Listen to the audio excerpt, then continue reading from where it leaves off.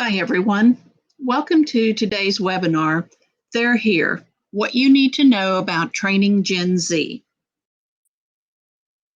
This training is brought to you by Commercial Electronics. If you would like to learn more about our recording solution, third-party quality assurance services, or Live 911, visit comelectronics.com. This webinar is part of our public safety education series, and you can view our upcoming webinars on our training page at comelectronics.com/training. Now, before we get started, I'd like to go over a few housekeeping items so you know how to participate in today's event. If you've attended one of our webinars in the past, you'll notice that we're using a new format for our webinars. Many of the functions are the same as those you may be used to from other programs. You can ask questions, see any polls that are launched, and chat by clicking on the buttons on the left of your screen. If there are any handouts associated with the webinar, you'll be able to access those by clicking on the Handouts button. You're automatically muted to eliminate background noise. However, if you would like to ask a question, you can either click on the microphone to raise your hand and request to be unmuted. A new feature is the Notes button. You can now take notes during the webinar, and those notes will be emailed to you automatically at the conclusion of the session. Keep in mind that you'll be the only one who will be able to see your notes. You can submit questions about today's lesson at any time by typing your questions into the Q&A pane of the control panel, and I'll address them during the Q&A session at the end of the presentation. Now, at the end of the session, you'll have an opportunity to rate the session and give any comments. Once you leave today's webinar, you will receive a follow-up email within 48 hours with a link to view a recording of the webinar. For those wanting to report this training to your state certification or licensing agency, send an email to training@comelectronics.com. My name is Beth English, and I'm your instructor today. I began my 911 career as a police dispatcher several years ago, and most recently served as a communications director before joining Commercial Electronics as the program manager for their QA/QI program and higher ground instructor. I have my master's telecommunicator license from Texas. I'm a TCOL instructor and a past president of Texas NENA. So let's get started with our session. At the end of the session today, you'll be able to list the 5 generations, debunk the myths about Gen Z, list the 5 defining traits of Gen Z, list ways to attract Gen Z as an employee, and discuss ways to engage Gen Z in training. Now, we've talked about millennials for years now, discussing the challenges that we've had with keeping them employed, trying to keep them engaged in the workplace, and their unrealistic expectations of working in public safety, and how to train them to understand the importance of the type of work we do and the repercussions of failing to take the job seriously. But move over millennials. Gen Z is the new group coming into the workforce, and we must change our methods of recruiting, keeping, and training them. Every site that you search will have different years for the various generations, but these are the latest generation spans as of 2019. You've got the matures, also known as the silent generation, born 1928 to 1945. The baby boomers, born 1946 to 1964. Generation X, born 1965 to 1980.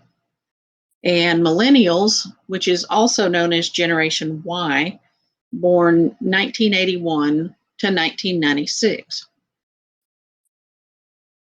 It was only as recently as 2019 that researchers created a new category for the generation that they've previously referred to as post-millennials. And that generation has actually grown into an economical cultural force that can't be ignored. Introducing Gen Z, born 1997 to 2012. Now, before we go any farther, let's take a poll. Which generation do you belong to?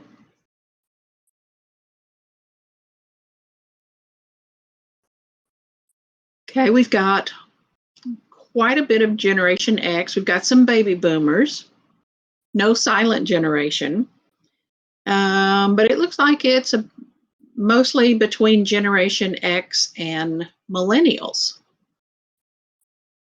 Okay.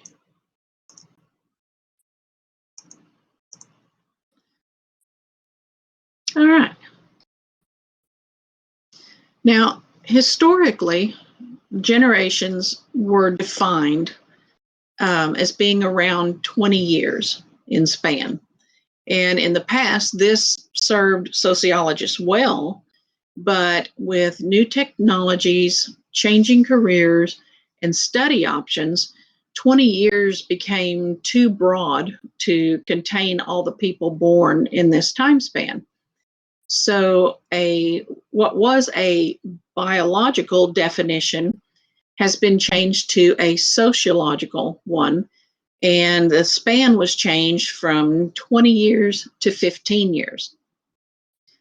Among the different generations, the baby boomers was the last generation to be defined by an external event, that being the post-World War II baby boom.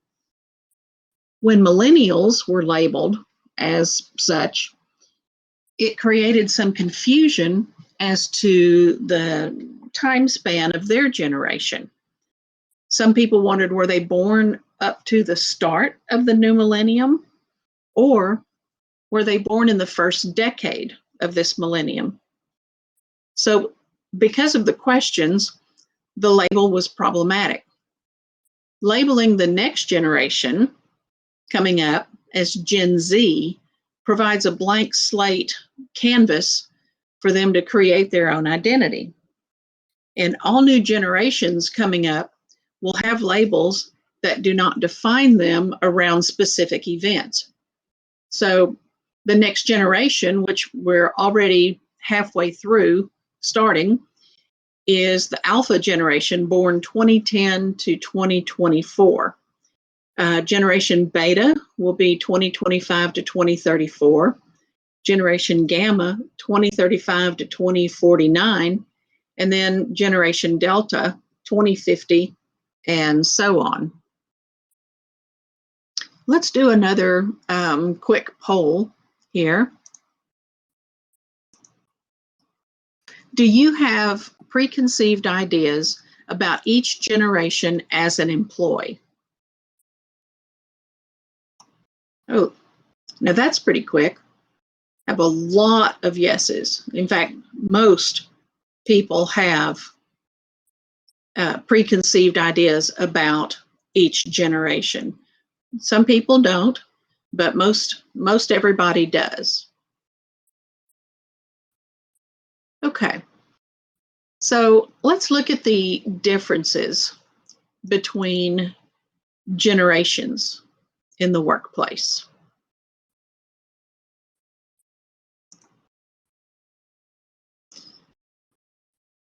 Baby boomers have lived through incredible change, and in many cases, they created that change. They've seen a president assassinated. They've seen man walk on the moon. They've seen the invention of the internet and the first 911 call. Because of this, they are very adaptive and flexible. You can see this in their acceptance of technology and their collaborative management style. They're likely to remain in leadership positions longer than any previous generation, and their experience and their ability to adapt is going to keep them relevant. Now, this is the opposite of what many people think about baby boomers. In fact, I saw a post on one of the Dispatcher Facebook pages recently discussing how the boomers were using a listserv to have conversations. And the author of the post asked others to please teach their grandparents to use the computer. And what the poster hadn't considered is that those grandparents were the ones who created that computer and the program it was using. So this is why baby boomers will continue to be relevant in the workplace. Gen X generally adopt the work ethic and focus of the baby boomers, which makes them the perfect bridge generation. They began their work life after feeling the effects of a downturn in the economy and watching their parents struggle through that. At the same time, they're closer in age to Gen Y, and they can relate somewhat to their culture, their views, and their workplace attitudes. Gen Y, also referred to as Millennials, have been stereotyped as self-focused, transient, and difficult to keep on the job. In fact, they've invested significantly in their education, and they're committed to growing in their careers and forming their families. Now, this doesn't mean that that they haven't earned their reputation as being self-focused, transient, and difficult to keep on the job. In fact, I had an employee who was a millennial who started training with a trainer who was off on the weekends. When she got moved to her second trainer, that trainer had Thursdays and Fridays off. And what this meant is that the trainee had to be at work early on Saturday mornings. But because she wanted to go watch her boyfriend play in his band on Friday nights, she didn't want to have to be at work early on Saturday morning, so she quit. So some of this reputation that the millennials have actually been earned by some of the millennials. And then just when you thought you had finally learned what makes millennials tick and discovered ways to appeal to that generation's top talent, in comes Gen Z. Gen Z is almost exclusively the children of Gen X, and they are significant players in today's work culture. By mid-2018, there were 61 million members of Gen Z poised to enter, well, make that flood the United States workforce. So it behooves us to learn what we can about them and what makes them tick and how to appeal to their top talent. Now, every generation has characteristics that are associated with each life stage, and generation gaps are felt by every group of young people. So how is Gen Z different from any other group of 20-somethings from any other generation? Well, they are. So let's talk about the myths about Gen Z versus the reality. One myth is that Gen Z is just a label. They're the same as the young people of my day. Well, this isn't so. Obviously, their age separates them from other generations, but they're not the same as the young people of before, if for no other reason than because of the experiences each generation has had. Baby boomers were influenced by the age of sex, drugs, and rock and roll. In fact, that was their motto: sex, drugs, and rock and roll. Gen X saw the invention of the home computer, massive divorce rates, and single-parent homes. Gen Y have lived through the internet, September 11th, and environmentalism. And Gen Z is the first generation to never know a time without the internet. They've also lived through global events such as Brexit and the political events of the past 4 years, not to mention the social issues that previous generations would never have imagined. Another myth is that Gen Z is just a passing fad. They'll grow out of it. Now, although there are fads that come and go, like groovy, cool, and gnarly, not all generational characteristics are fads. Take Gen Y's prioritizing of life balance over work, for instance. Now, many waited for them to outgrow it, but that didn't happen. Think of how many employees your agency has lost over the years who didn't like the paramilitary structure of the job or the time commitment required with all the overtime to be filled. Our values, our attitudes, and our priorities are established early in life, and we don't change over time to be just like our parents' generations were. Each generation is a product of the events of their time, the technologies, and the social markers that shape them. In fact, most of us resemble our times rather than our parents. And then the last myth is that Gen Z isn't a group. They're all individuals. Now, with the emphasis on individuality these days, we would all like to be thought of as individuals.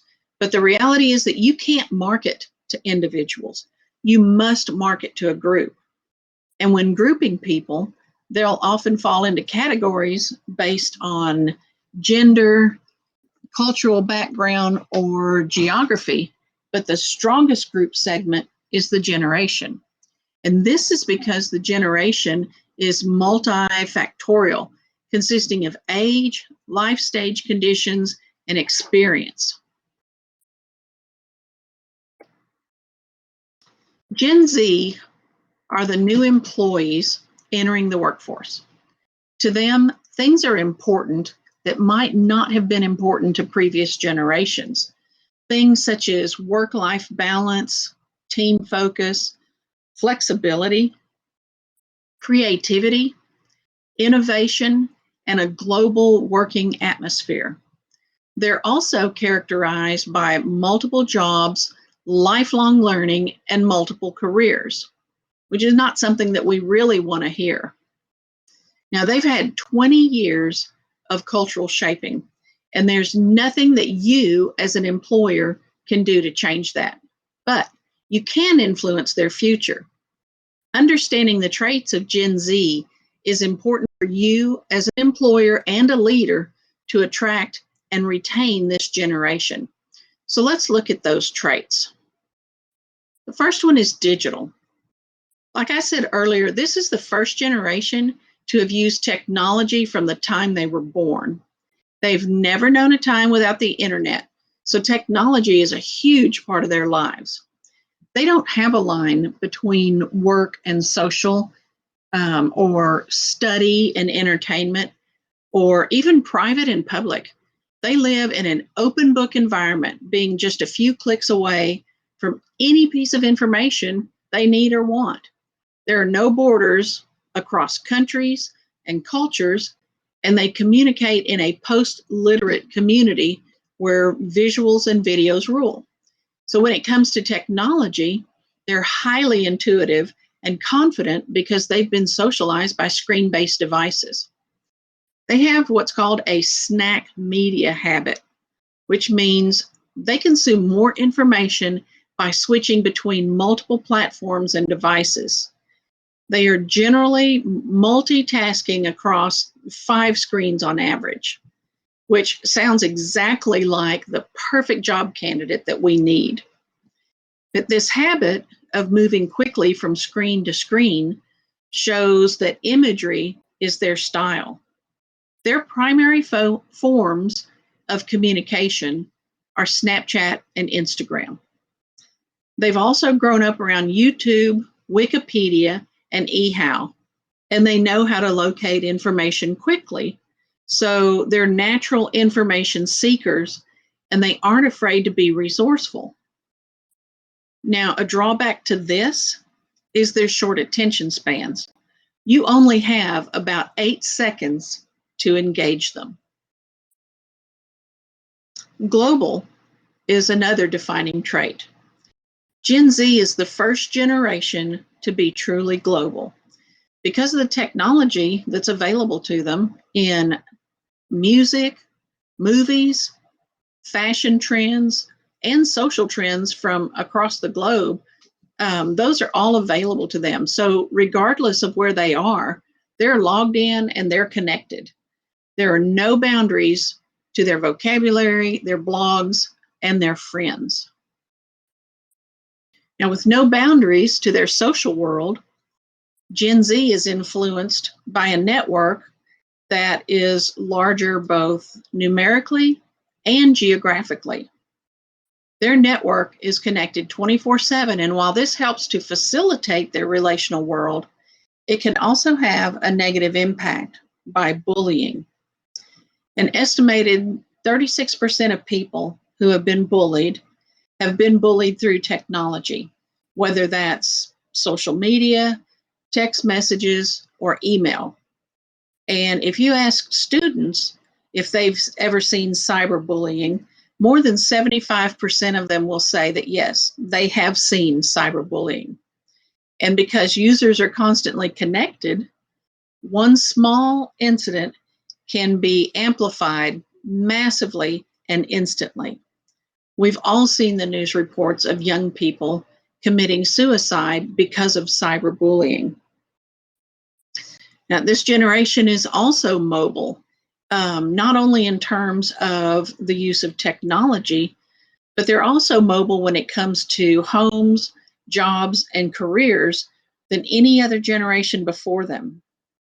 It's estimated that those in Generation Z will have 18 jobs across 6 careers. Not really what we want to hear.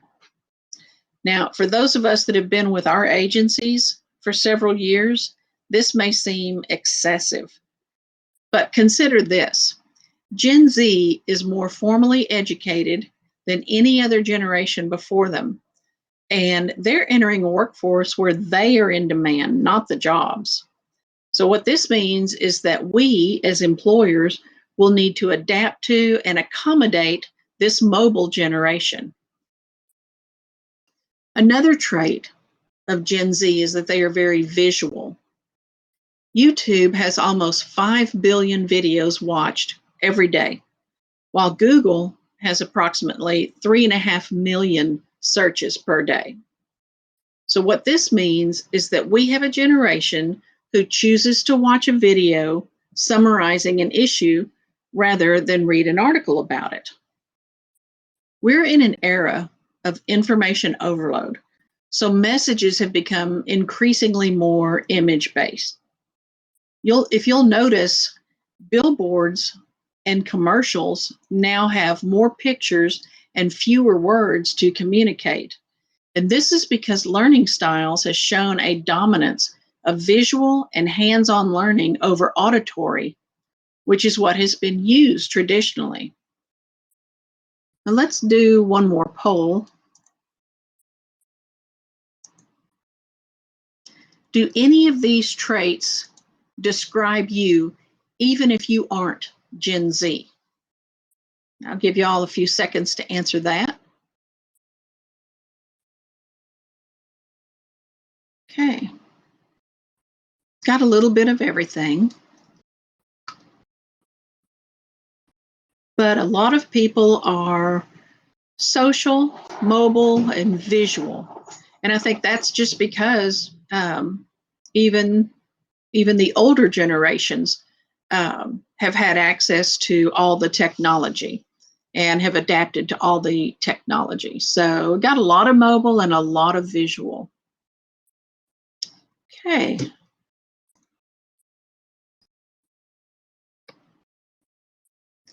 Now, as with all new generations, there's a new language that we must all learn in order to communicate with them effectively. This video will get you started.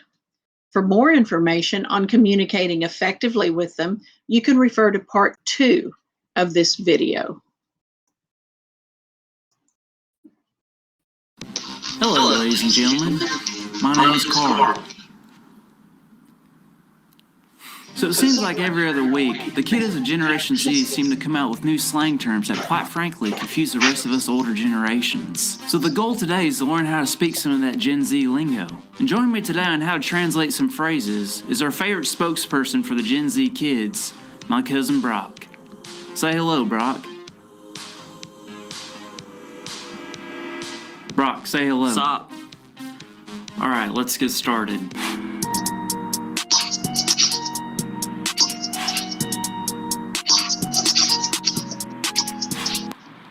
You guys have the Wi-Fi password?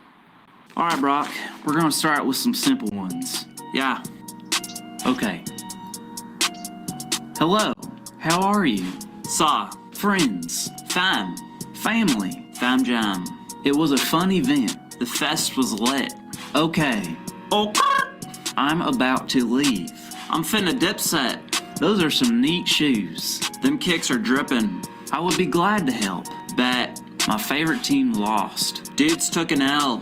My favorite team lost very bad. Dudes got clapped. He seems upset.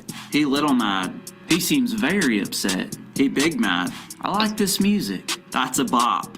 I'm not lying. No cap. I'm sorry that happened to you. Oof. That's an interesting statement. Weird flex, but okay. I'm not a fan of these appetizers. These apps are booty. I completely agree with that statement. Facts. I agree. Yeet yeet. Excuse me. Yeet. Wow, that's exciting news. Yeet. Congratulations on your baby boy. Yeet. What does yeet even mean? Yeet is yeet. That doesn't help. It's like when fam comes slipping in with their drippin' swag, jamming to some sick bop. And no cap, you know these facts are about to be litty fresh to death. You're like, oh, I'm not big mad at that bitter response. Yeet. I don't get it. Weird flex, but okay. I don't know.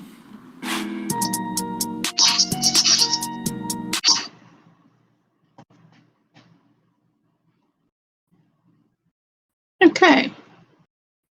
Like I said, if you need some more information on that, you can definitely refer to part 2 of the video. All right. Now, the practice for attracting applicants in the past has been to post a job opening, whether in the newspaper or if your agency was really progressive, on Monster or Indeed. The posting generally included the job description with the list of tasks that would choke a horse.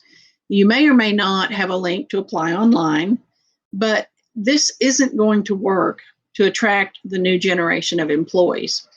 So what are we going to do to attract Gen Z to our field? It's going to require us to make some changes to the way we've always done business. We're going to have to make ourselves a preferred type of employer, which means offering lots of tech opportunities. So if you attended my webinar in September about recruiting and hiring, you may remember me talking about marketing your agency. Now is the time to get serious about doing that. Traditional methods of recruiting are not going to work so well with Gen Z. So you want to brand your agency as one that provides the workplace that they're looking for. The more digital processes you can incorporate into your recruiting, hiring, and onboarding, again, not waterboarding process, the better off you'll be. So take, for instance, the general HR orientation for new employees. Many agencies will have newly hired employees attend at the same time to fill out paperwork for emergency contacts, direct deposit, acknowledgement of receipt of the city or the county handbook, etc. They might even have someone from each department speak to all the recruits to explain what all the other departments do and how they conduct business. Now, while I think it's a great idea for a recruit to understand how the rest of the world works, this is not something that's going to get Gen Z to come back the next day. But what if you could accomplish this without running off the new people? Try using technology to accomplish this. Create videos with instructions to completing the paperwork and then have it available online. Have someone from each department create a video outlining their department's duties and build a library of these for the new employees to view at another time. The viewing of the material and acknowledgement can be tracked by the provider's software to provide proof that the training was completed in a specified time frame. Technology is going to play a large role in attracting this new generation of workers. With the implementation of new technologies for handling 911 calls and dispatching responders, many agencies are ahead of the game. When you're advertising for new employees, exploit this to attract them by emphasizing the use of advanced technology for the job and the need for tech-savvy employees. The more that you can replace paper with mobile technology and apps, the more productivity you will see from Gen Zers. For instance, replace any paper attendance trackers with an online program. Provide apps for training management. Make your SOPs and employee handbooks available online on a network that is accessible from their mobile devices. You're more likely to get compliance on policy changes and acknowledgments than sending around a piece of paper for them to sign. And when trying to recruit Gen Zers, emphasize the technological processes for applying for a job, keeping track of the quote-unquote paperwork, and the ability to stay connected via mobile devices. Gen Zers appreciate chances to develop personally and professionally and to add skills to their repertoire. Your agency can provide these in various ways, including tuition reimbursement, free mentoring opportunities, which I have talked about numerous times, online training, or even YouTube videos on 911, police, or fire-related issues. If you have employees who want to attend college while working full-time, allow them work time to study and flexibility in scheduling. You know, I've said this before, if someone needs Tuesdays and Thursdays off for labs, work that into your schedule. The point is, they want more training. They want to know how their development in their role is going to help your agency achieve its mission and help serve society. Provide real-time feedback. Gen Z wants feedback to be able to succeed. If they feel like they aren't succeeding, they're going to suffer professionally, which means your agency will suffer.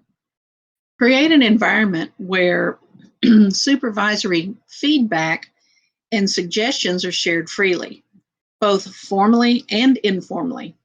This doesn't mean that you should fail to keep a supervisor-employee relationship. It just means you may need to adjust from total paramilitary to a more personal approach. This is going to be one of the hardest mindset adjustments to make. Historically, seniority has been the coveted position in a comm center. Seniority allowed for better RDOs, first chance at selecting vacation and holiday time, and last to be directed to work overtime. And some people will go to their grave believing this. I always did. For years, I said 3 people would have to die or retire for me to get a day shift with weekends off. And then one day it happened. No one died, but 3 people did quit and or retire at the same time. And I had been there 13 years at that point. Unfortunately, that work environment is not going to attract or keep the new generation of employees. They want to be able to integrate both work and non-work related activities on flexible schedules. And I know what you're thinking right now, that ain't happening, but it's going to have to happen If you are like most employers, you may have already been heading this direction because of millennials. And if so, congratulations, you're halfway there. If you haven't started thinking about it, it's time. And this point can't be stressed enough. If Gen Z doesn't feel secure, they will move on. They need to see clear paths toward advancement from their current position. Now, not every agency has the ability to create a career path in the agency. That's where you need to think outside the box.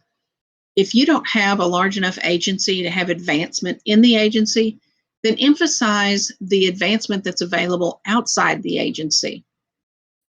I've talked about the advancement opportunities outside of the 911 center before. Think about all those tasks that are listed in the job description. Every single one of those tasks is done with some type of software or equipment. Someone had to develop that software or equipment. Someone had to market it. Someone had to train others how to use it. And someone had to create standards for it. There are so many opportunities beyond answering 911 and dispatching responders. And the ones who create the systems to do that need those who know how to use it to help develop it.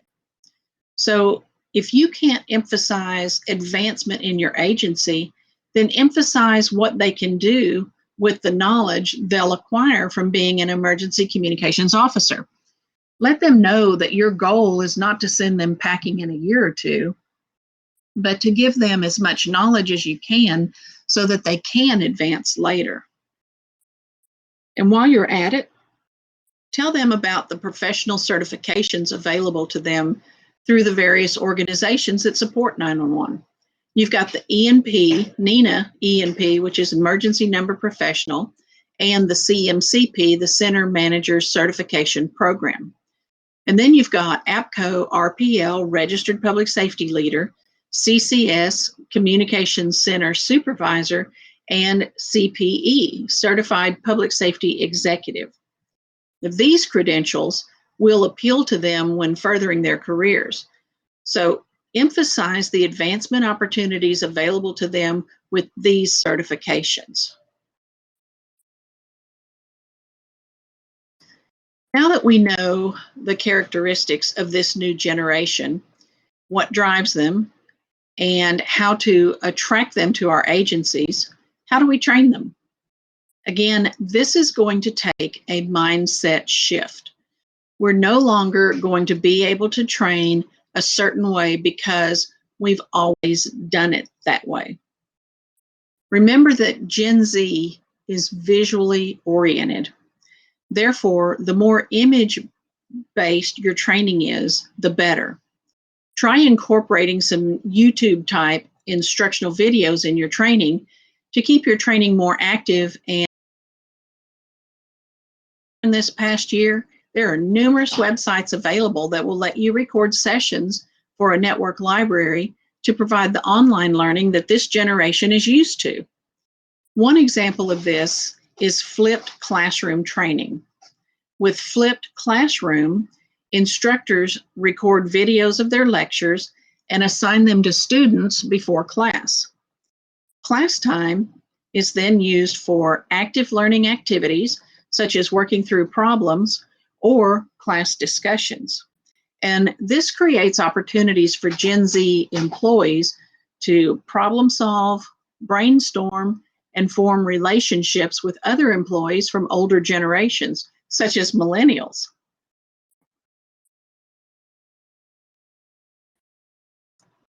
Oops. So here's another video about teaching Gen Z.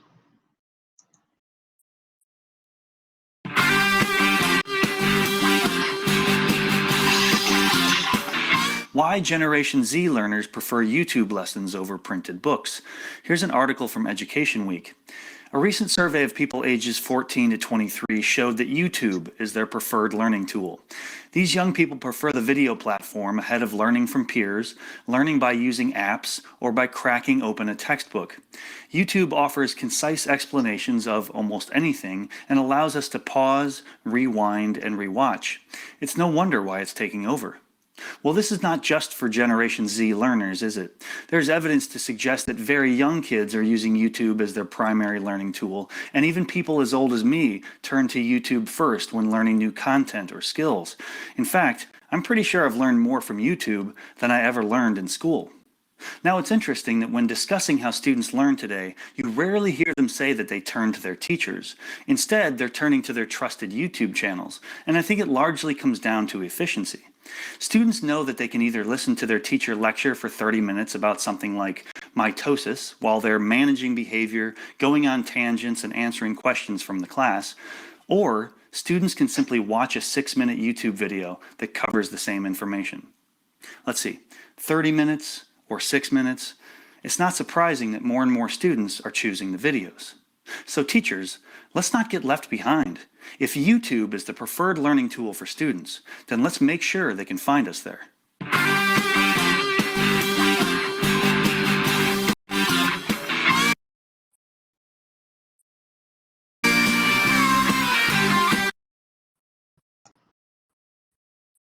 Okay. Okay, I can't get that to go away.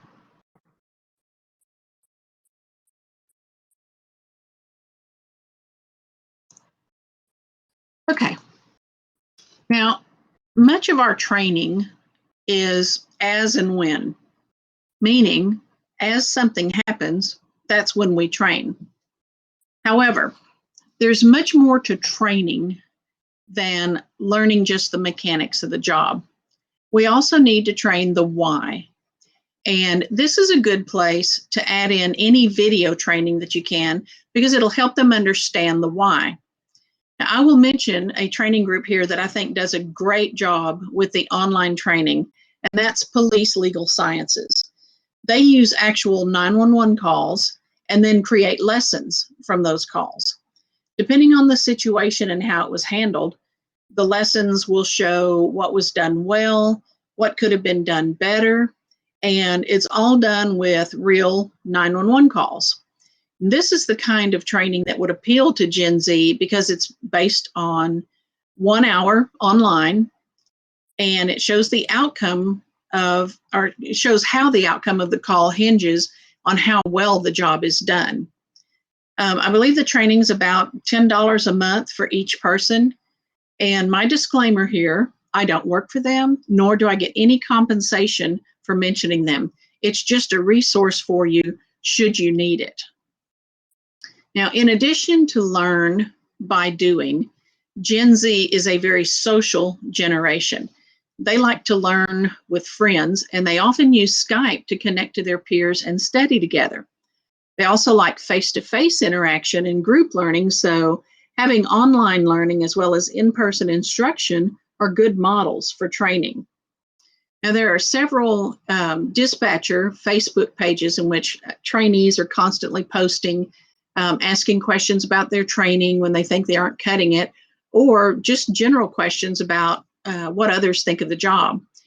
These pages are a good place for trainees to connect and socialize with others who are learning at the same time and trading hints about how to do the job better. This is also a way for them to have their social time and be able to study together. Now, I want to mention something here that is my pet peeve when it comes to training.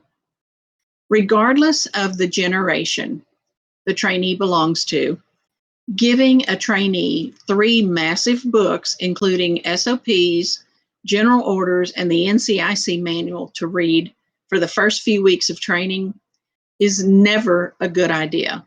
And it will be even less so with Gen Z.